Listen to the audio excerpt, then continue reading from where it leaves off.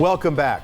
It is a veteran's voice that enlisted in the Marine Corps at the age of 16 in what you might call the family business. Filiberto Lujan followed the lead of his grandfather, who served in World War I, along with his father and 3 uncles who fought in World War II. All Marines, but it was an experience that his elders never spoke of until the bear returned from Vietnam. Every time I asked him, how was it? One-word answer, it was rough. Filiberto Bear Lujan grew up on a reservation, a member of the Ogalala Lokota Nation. And my full name is Strength of the Bear. Several family members were also part of another nation, the US Marine Corps. I was 16 then because I graduated high school at 16. Went down to the recruiter, took all the tests, Pop signed all the papers. It was 1960, and once he finished boot camp, Filiberto joined a new outfit, the Marines Force Recon. Penetrate deep behind, quote-unquote, enemy lines, gather intel. Okay. You're supposed to go in, don't leave a sign that you've been there, get the intel and get out.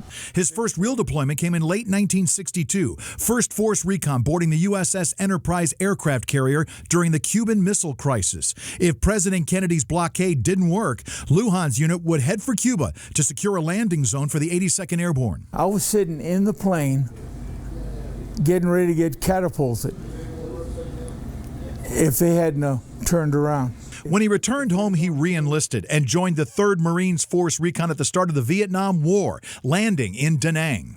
We were given different sectors where we were supposed to get intel. Which was yours?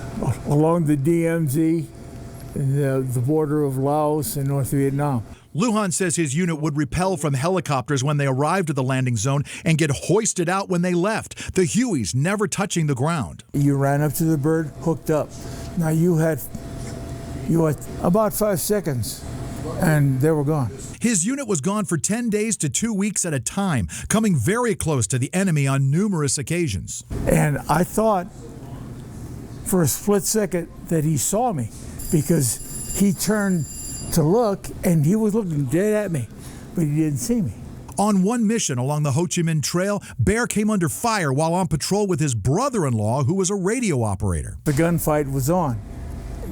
Jim got shot through the thigh, and I carried Jim 2 days through the jungle. And he got to the point where he said, you know, just leave me. And I told him what he could do with that.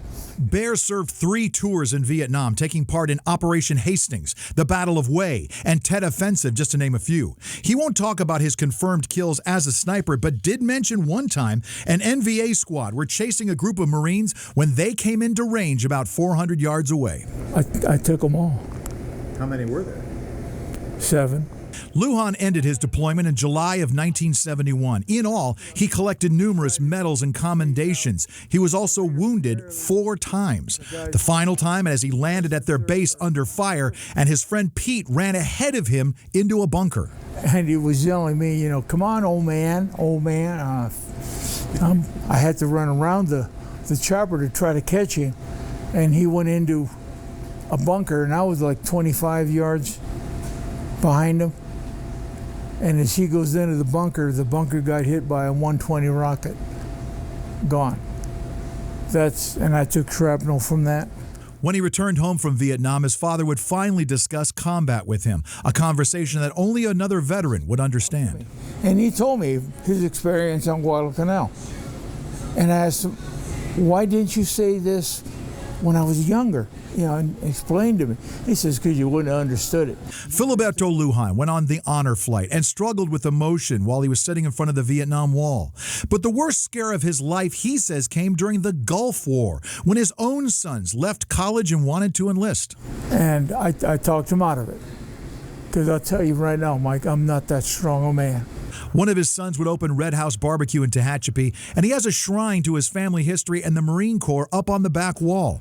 It's a place you can find Bear quite often, on a different patrol, to keep these memories alive. And your arm is all wet. Now we'd like to tell your veteran story. Send us information on someone who served. Include their name, a picture, some basic information, and send those nominations to Mike at KERO.com.